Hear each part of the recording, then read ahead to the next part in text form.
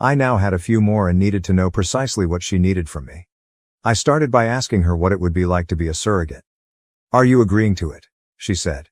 She started crying when I informed her that I simply wanted more information.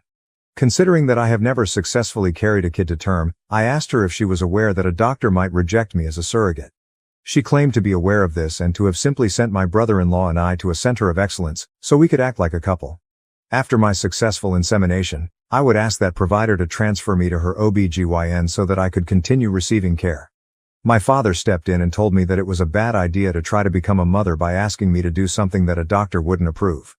He didn't want to take sides, but it was clear that he didn't agree with any of it. My brother-in-law interrupted him by saying, "Don't try to berate my wife with these stupid questions." After he asked her why she felt so uneasy about the thought of a surrogate. "Discuss with your self-centered daughter the reasons for her inability to assist her sister."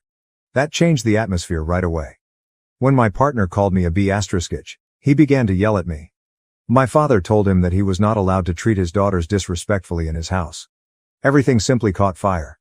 My sister was sobbing and pleading with me to do her this favor. I was afraid and didn't want to die, so I told her that I would switch places with her if we could. That was probably the first time I had ever spoken that out. After that, we were unable to settle any further issues. My brother-in-law lost his temper and refused to apologize, so my dad asked him to leave. As he was leaving, my sister invited me to come chat to her alone on the porch and told him she would meet him in the car. She said she was simply on edge and it had been hectic, and she apologized for her husband calling me a B***tech when we went out. I told her that we needed to work things out and that she shouldn't apologize for him. "You don't get it, you don't understand," she said repeatedly as she urged me to think again. She told me that her in-laws had cruelly joked at one of their recent dinners that she was a murderer, referring to the kid she lost, when I pushed her for further information. She claimed that when she questioned her husband about why he didn't defend her during the joke, he responded that it was true. He made strange remarks about how he was eager to see their child's appearance and that she couldn't make up for it. She suggested that I carry the child, and he was completely on board with the idea since he claimed he would never be able to look into a child and see pieces of both of them. She thought it was her idea, but the way she stated it, it sounded like he sowed the seed. She stated she only wanted my assistance to get things back to normal because she hadn't seen him so enthusiastic since the baby.